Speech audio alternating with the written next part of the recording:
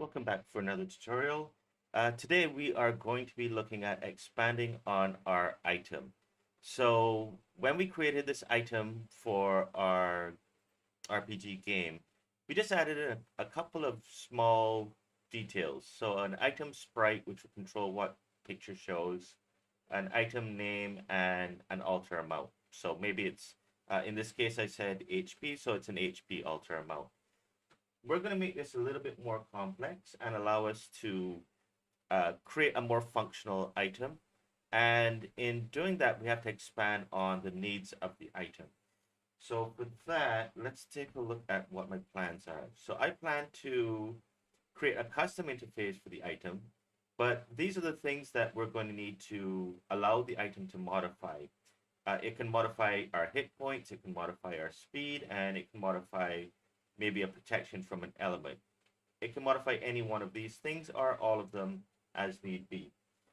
So for now, let's start with creating a couple of variables in what we're going to need to expand this item. Let's open our item scriptable object. And here's where we had those three different variables that we've created. And I'm going to need to create some, hold on one second.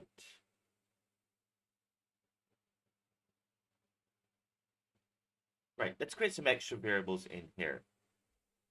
So based on what we said we wanted, I'm going to just rearrange one thing here. So an item name, an item sprite, an alter amount.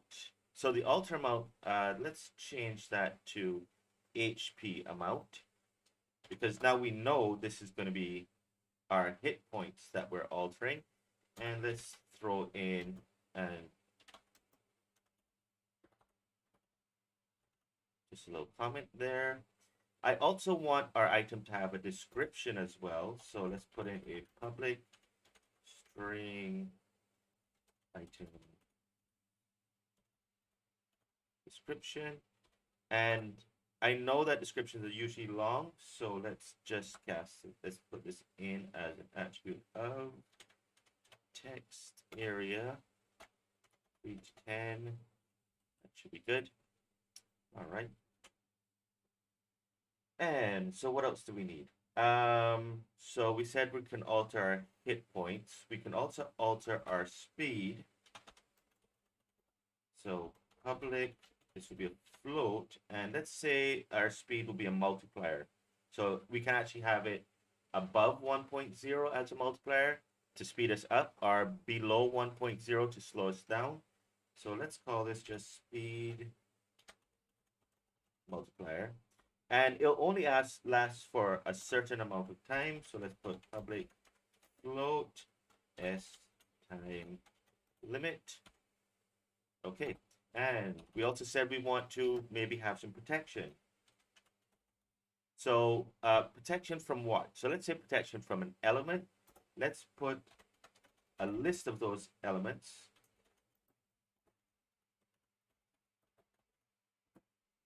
And let's call them water, earth, air, and fire. Basic ones. What next? So next we are going to say our protection is the public protection type, and protect. Let's just shorten this to P type. SSP. Shorten these. No, I'll leave those, but these ones I'll keep at that. So we've got our protection type. Oh, and just like the speed, our protection will only last for a certain amount of time. So this would be P time limit. Okay. I believe we've got everything I need. So let's save this and let's go back and look at it in Unity.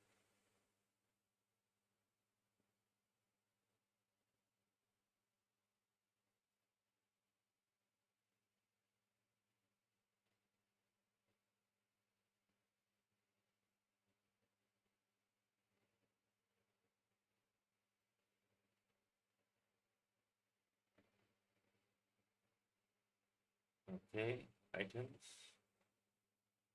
And we can now see that we've got all of the things that we need in here. So we've got our item name, we've got our item, hold on, let me just make sure that my audio is going okay. Yep, okay.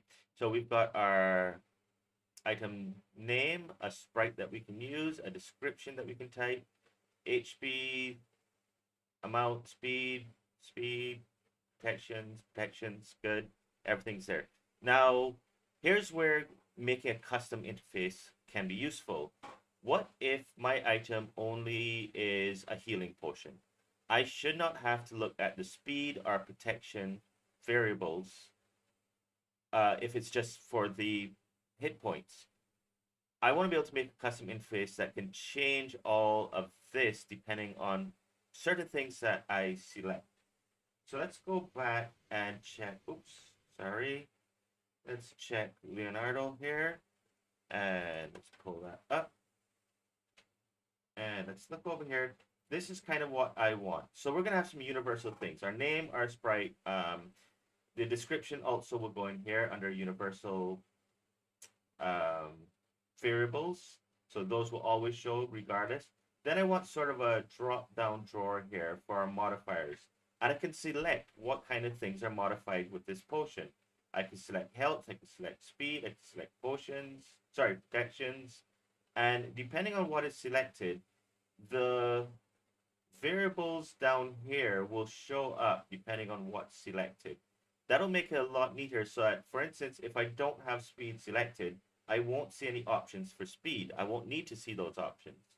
This is going to be very useful in, let's minimize that and go back to Unity. Right, this is going to be very useful in creating way more complex inspectors for our scriptable objects. Okay, let's pull this back up. So the first thing we have to do is we need to get some extra tools in here. So using Unity, and this time, instead of the engine, we want an editor. Because we're going to be affecting what happens in the Unity editor. What happens in the Unity engine is usually stuff that happens in game time when the game is running. What happens with the editor doesn't happen when the game's running. It only happens when we're in the actual Unity editor. Okay. So what do we do next? We are going to say that we need to now override Unity's normal editor. So I'm going to say that I'm doing a custom editor. It's going to be a type of that. All right. So kind of like when we use the scriptable object and we use this to kind of to make our excuse me right to create our scriptable objects, we use that. And now I'm going to be creating some scripts, but before I create the script, I want to make sure that it knows that we're doing this as a customized editor. And this editor is going to be it's going to be getting its info from in here. To do this, we are going to put in a public class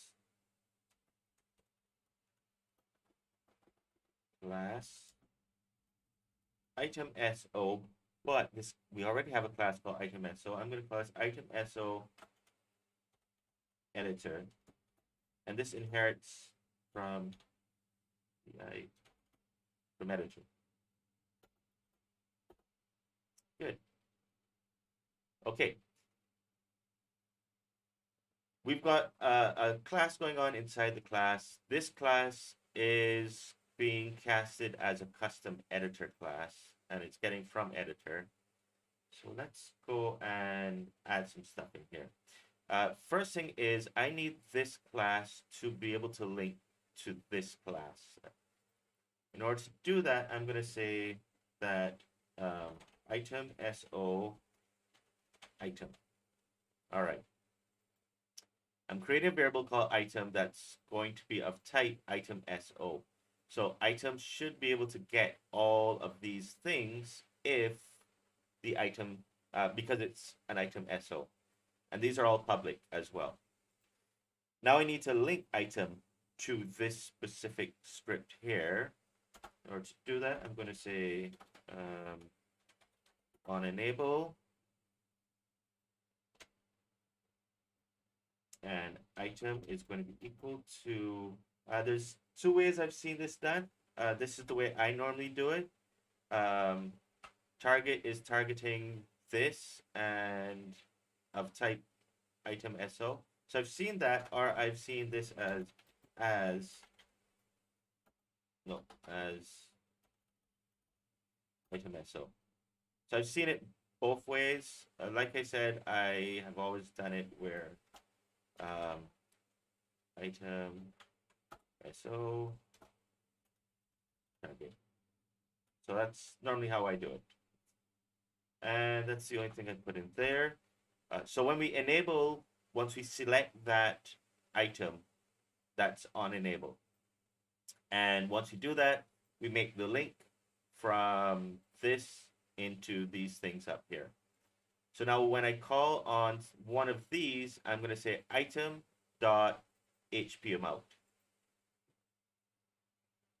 All right, here's where the overriding happens.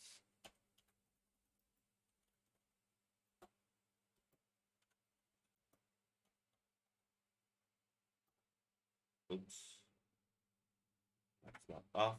Okay, this is Unity's way of drawing stuff in the inspector, the graphic user interface for the inspector. I'm pulling in that information. I am overriding it with some stuff, and I'm displaying the base of it, which means all of these things will show up. Those are the base things. I don't want them to show up. I'm doing my own custom stuff.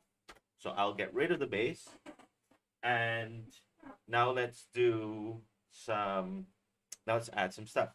So the first thing that we're going to look at is, usually if I want something like this to show up in my editor, I have to put it as public, because if I put it as private, Unity cannot see that. Unity's editor, sorry, cannot see that. However, if it is private, I could do this serialize field, and that will allow Unity to see that. I have to put it public though, because I need to be able to access it down here. But also that serialize field thing, we need the objects that we're going to be creating to also kind of react in Unity.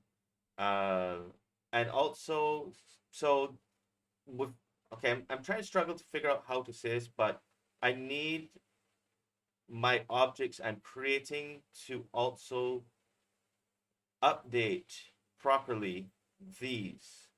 And in order to do that, I'm going to be saying serialize object update to start things off, and at the end, serialize object dot apply modifier properties. That's method. Okay, so all the properties we're going to be creating, we're making sure we're updating and we're applying the modified properties to these things here. So whatever happens in the user interface, this is just to make sure the updates happen properly and that these get those updates properly. This is where our information is actually stored, not what we're creating down here. What we're creating down here is only the look of the fields to type in. These are where they're actually being stored, and we need those to be updated properly. Okay, let's start with our name. So I'm going to put in so this is where we start for our serialized object. And I need to find something. I'm finding a property of a and it's going to be a string value. It's going to be equal to something. So this property, it's a serialized object that's finding a property. These are my properties. I want to find this guy here, the item name. So I'm using it by string. So find that. It's going to be a string value. So I have found that property. I'm saying that property is a string value, and that property is going to be equal to something. And that thing that it's going to be equal to is going to be our editor GUI layout dot, and this is going to be a it's just a single line, so it's a text field.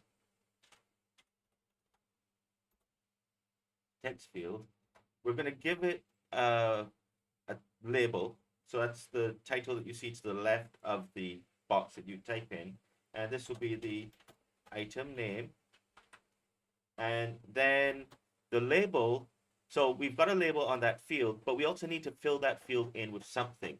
And we need to fill in with whatever's in the variable, which will be, we're going to get our item dot item name. What's happening is twofold. On this side of the equal sign, we're grabbing that guy there, this public string item name. So we're grabbing him and we're saying he is equal to whatever goes in the text field. But also, when the text field renders itself, the text field says, fill me in with whatever's in the variable. So it kind of works both ways. When I click on one of those scriptable objects, those fields that are being displayed have to be filled in with whatever's in the variables, and that's what this part does. So that's kind of how this is working. Okay, we've got that set up. Now let's look at, we want our sprite. There's going to be two ways that we can do our sprite, and I'll show you both ways. We're going to say item dot item sprite will be equal to, and this is usually long, so I'll do it where editor GUI layout, okay, dot, no, I put this on one line, dot object field, and this is now long, so I'm going to put this on 2 lines, on a bunch of lines actually. So the first thing is the title for it, the label for it, item sprite. Next thing is what information goes into it is whatever's in the item sprite. What type of information is it? It's a type of sprite.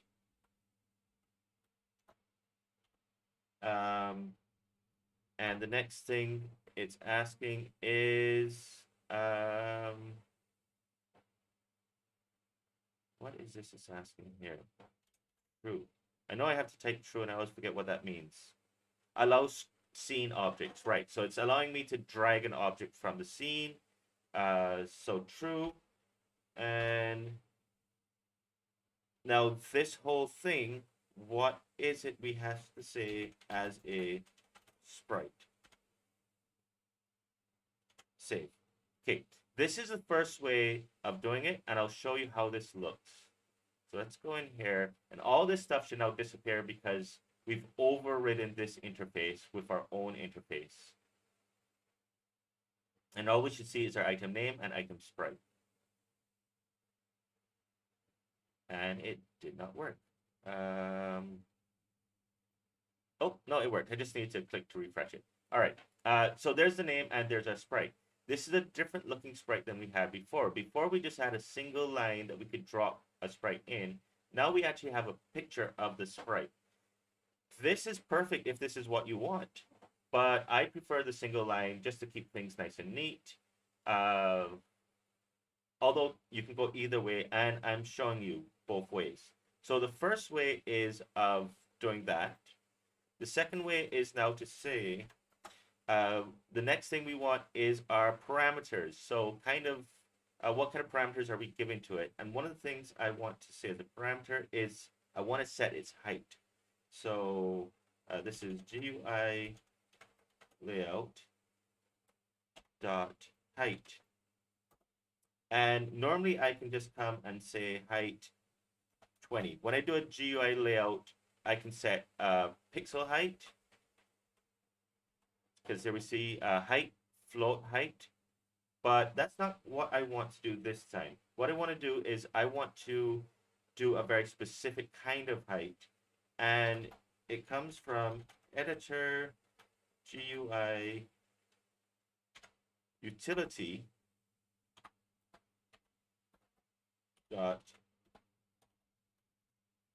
single line height, and save that. So the parameter that I've set to this now is our height, and we said we want single line height, and we'll watch this update as just one line.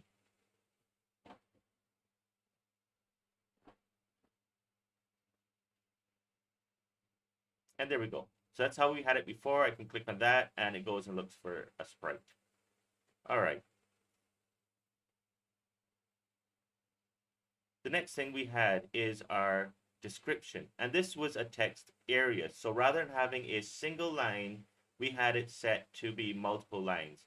I don't need this anymore because this is no longer what is being driven on the screen.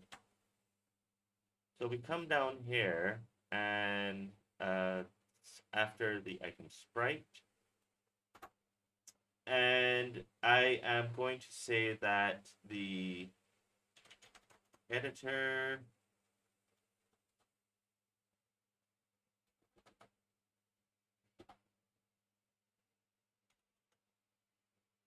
serialize object dot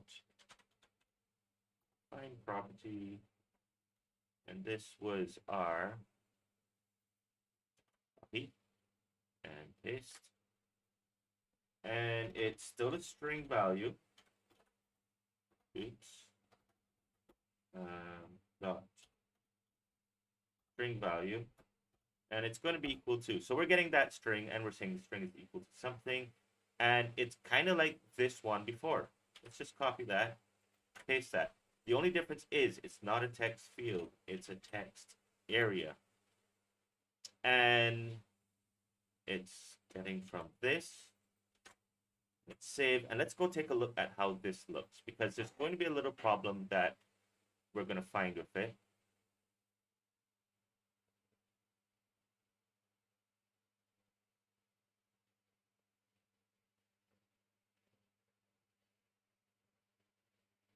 And it's having a problem rendering something. Oh, wait. Right, it's still having a problem rendering something because, okay, even if I did this, as much as I want to put these things in here, these are not the parameters that you're supposed to use in a text area. So let's go and say text area. And now we see the first thing we need is the text that goes in it. We can't have a label on it. So we can say this was item description. Let's save that. So we can't have a label on it.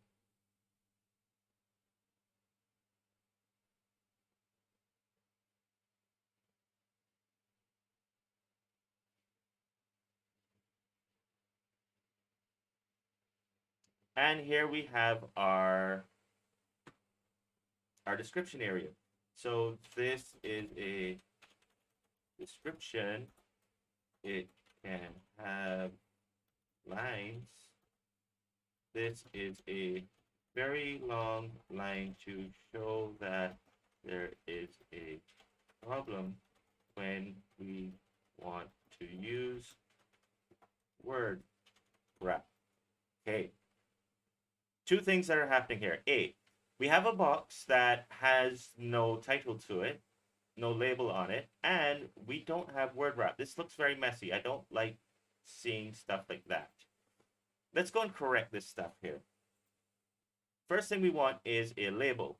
And since we're not allowed to put a label here, we can actually use code to do a label. So let's use, in fact, it's not even anything to do with a variable. So this is just an editor GUI layout dot label field, and we'll call this item description. That solves the first part of it. We've now got a label that will appear above this box.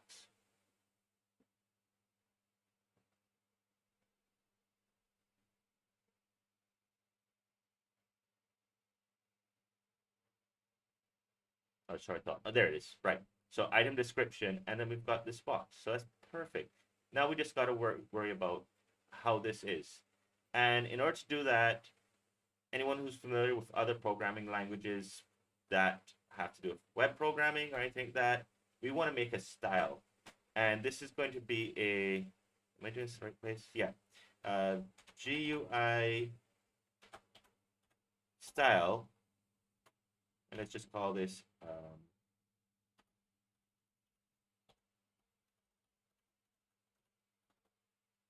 description style, and it's going to be equal to a new UI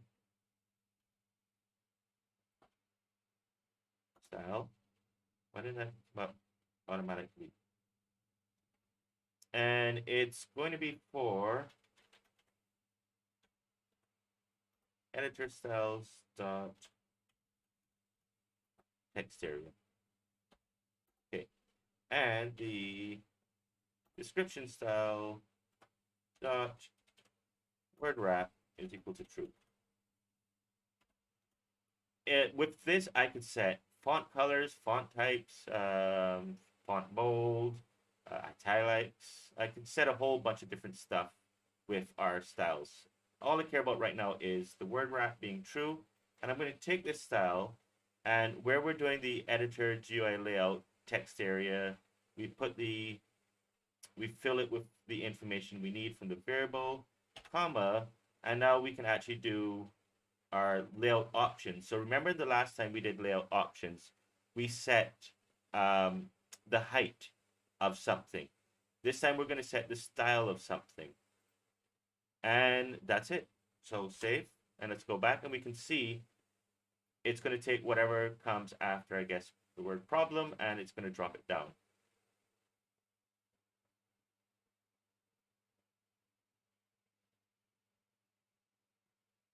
Just give it a second to update. There we go.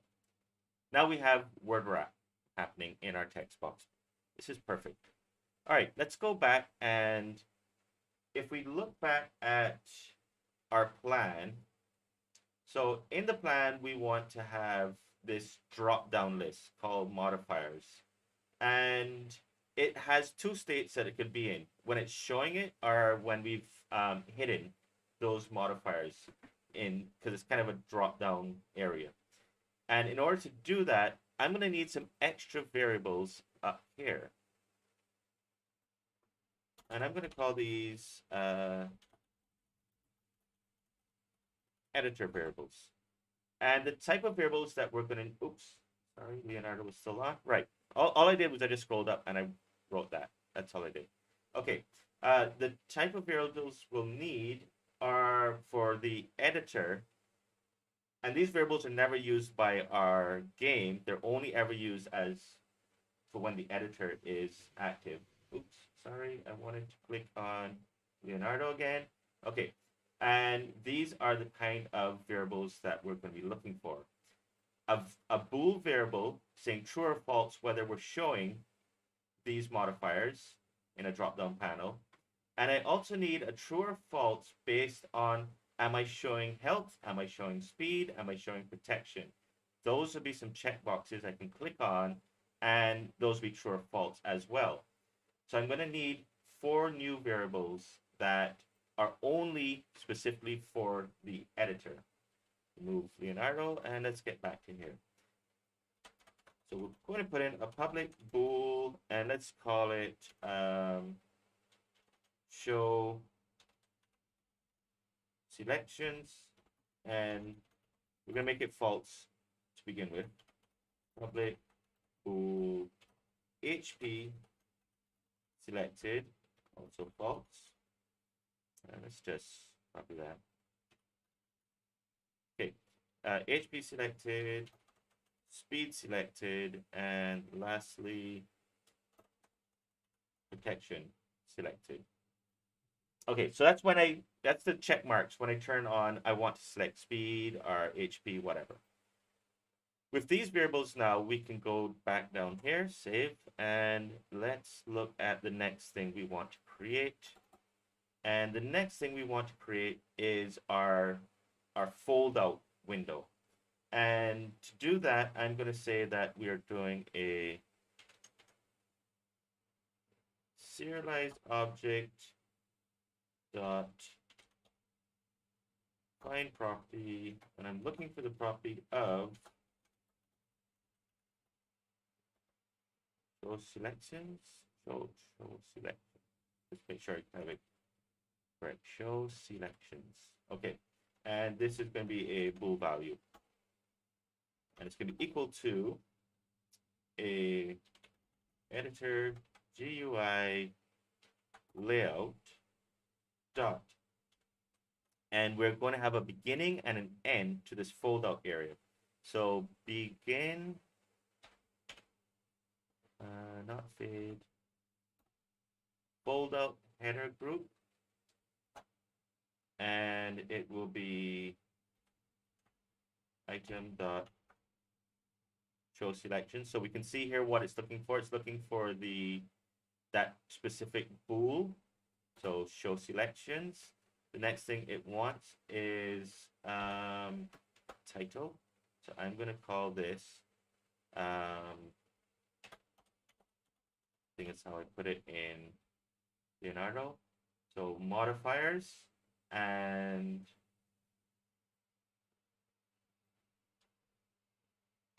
that. So this is kind of backwards where we do the variable first, then the title after. Now, if I do a begin on a fold out group, then I need to end it somehow. So let's go and say editor GUI layout dot endfold. So this is the beginning of our fold out group, the end of our fold out group, and whatever I click on the fold out group will affect this bool. And that bool is going to be triggered by, so if I click on the arrow to fold it out or close it up, then it's going to affect that bool. And anything in here is going to be inside of that fold out area. So what do we want in the fold out area? Well, if the bool is true, we want to show the stuff in the fold out area. And this is where we're going to use an if, and we're going to say item dot show selections,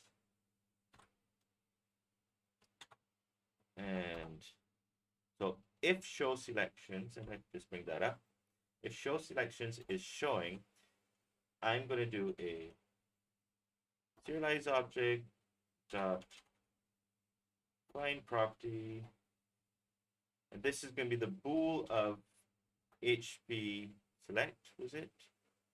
Selected, HP selected, and it is a bool value. So just like above, we're finding a field and it's a bool value, and that bool value will be equal to our editor GUI layout dot, this is a toggle, and its title is health,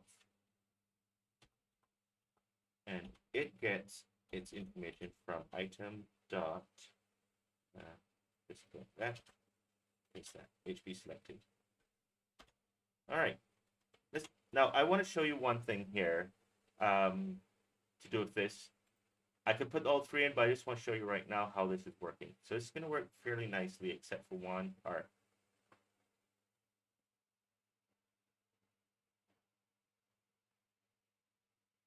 There's my drop down, and I can do that.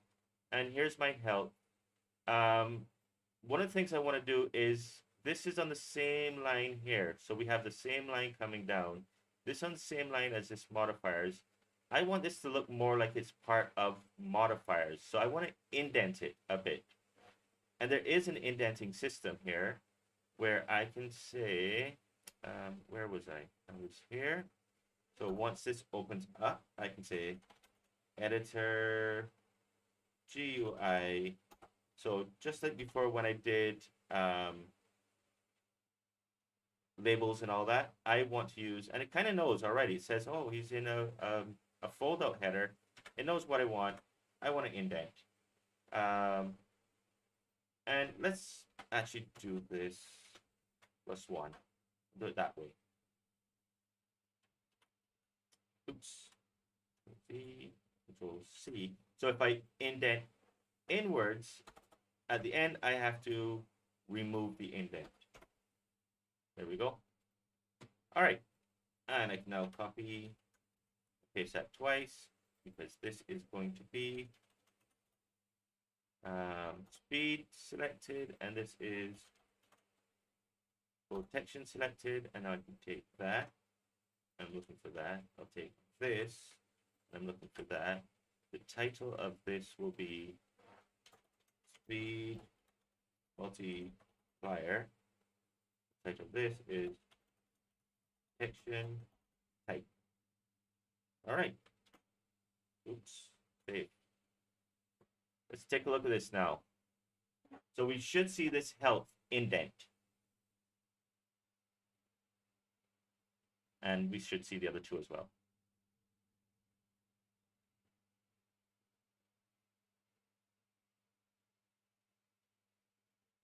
Okay, this looks like it's part of modifiers now.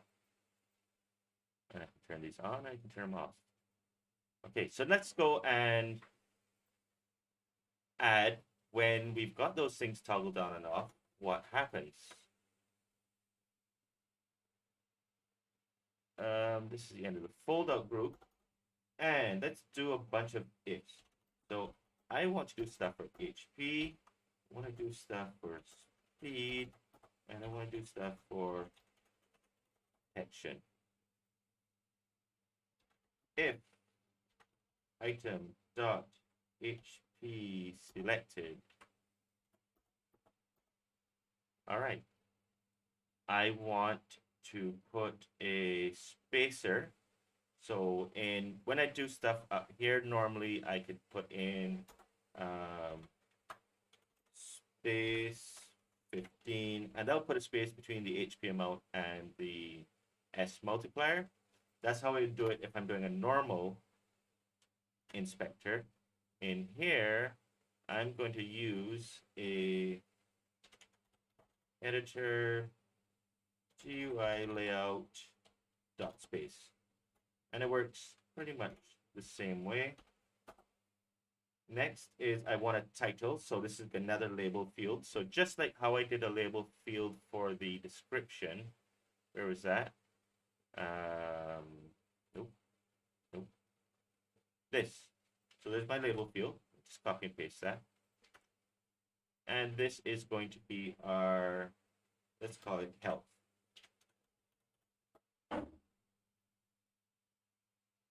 And let's, we can use the styles as well, remember? But I don't want to do a specific style, so I'm just going to say editor styles dot bold label. Okay, makes my label bold. Under the label, whatever comes under it, I want it to be a part of that section. So once again, editor GUI dot indent level plus equals 1. And of course, I'd have to, if I do that, then I have to make sure that I remove it.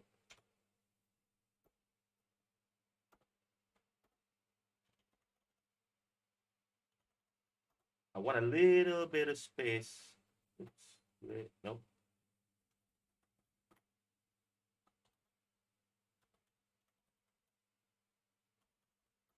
I want a little space between the title and whatever comes next. So let's put 5. And then now we're going to go back to actually these fellows up here. These are the real variables. And I want this variable, the HP amount. This is going to be a serialized object dot find property. I'm not going to bother naming it for now. Dot. This is going to be an int value, and it's going to be equal to editor GUI layout dot, and we're going to say the field is an int field. So you can only write numbers in it of ints. And this will be, we'll have a label of HP amount, and it's going to get from item dot HP amount. And now I can just, oops. And I can just take HP amount, copy, and go in here and paste. All right. So that's the HP amount, and that actually is in the wrong place. That should have been up here. Sorry.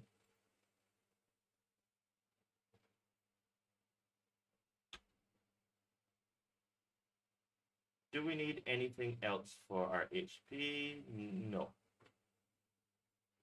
Our HP is done. I'm just going to copy all of this. Copy, paste, paste. And this is going to be speed selected. And this is going to be a float value. This is our speed multiplier. And we're getting from S multiplier. Copy that into here. And the title is, let's just call it, because I've already given it a title at the top. So let's call it multiplier. Why are you, oh, I think because that, no, sorry, not float value. This is a float field. There we go. Now we have two things. We've got our speed multiplier and our speed time, and they're both floats. I can copy this and say S time limit, and let's just call this time limit, and copy that, put it there. Very good.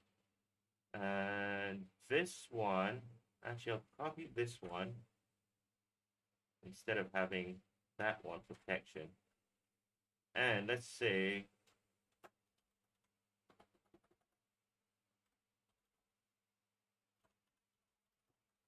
protection type is our label. We are getting, and this is protection selected. Down here, I'm going to have this one as P type. And because it's still a float value, now we're going to need something different. So this is not float value. This is going to be a drop down. And to do this, we're going to be using item. It's kind of funny with the drop downs that we don't have to worry about using serialized object. I can just say item P type. It's going to be equal to, and this is usually a long line, so I'll do this one. So there's going to be an editor GUI layout dot enum popup. I'm going to call it protection type, or let's just call it type. They've already got protection type at the top, so type, and it will get its value from item.ptype. Now, here's the problem. So we can see it's underlined in red. It knows he's doing a pop-up. It's trying to get some information, but it has no clue what kind of pop-up it's supposed to be, which means I have to cast it as a protection type. Now it knows, oh, I'm getting all of my stuff in the pop-up from this. This is not where it's getting its information from. This is what it's getting what's currently selected from.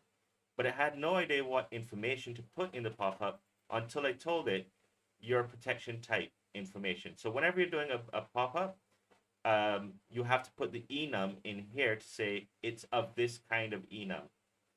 All right, once we have that, I think we are kind of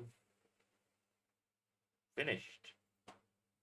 Sort of, kind of. Let's take a look. Let's just remove that, save, and let's go back over here.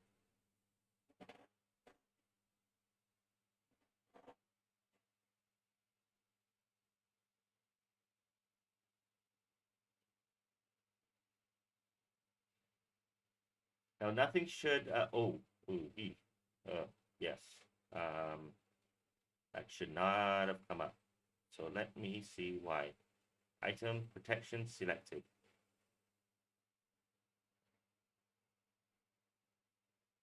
Did I, oh, the last time when I was playing around with modifiers, I actually ticked it.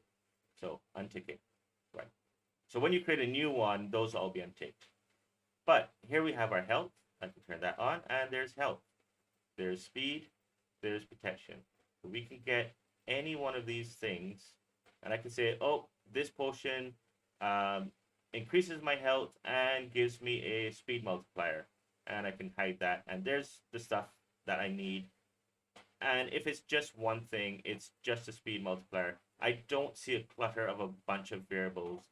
So being able to create your own custom interfaces in Inspector really helps your workflow when you're creating your own custom stuff. So these things here,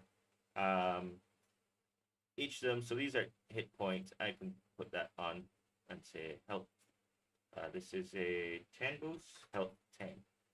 So health 20, modifier health 20. You are a, not a speed, your health 5. Okay, if I turn on debug, I can see my original variables. So starting from here, I can see all my original variables. The item name, the sprite, the HP description, HP amount, multipliers, all of that. And then here are, so these are all the original variables that I had. Turn that off, back to normal, and now this is my custom interface. So this works really well. That is where I'm going to end it for today. I've pretty much completed everything I wanted. You can create your custom lists. They're really a nightmare though. Creating a list is a nightmare. I do not want to go into that in this lesson. I'll save that for another lesson in doing custom interfaces. So you can do list, you can do, what else would you want to do in this kind of area here? I don't know, I think I've got kind of the basic things you would see. Let's just select something, anything. PM, right. So like here's a list. So to create a list like this, I've been able to create lists and they look very similar to this. The only thing is, I can't remember if it was 2019 or 2020 that they added that on a list, you can actually grab and reorder the list. That's a nice feature.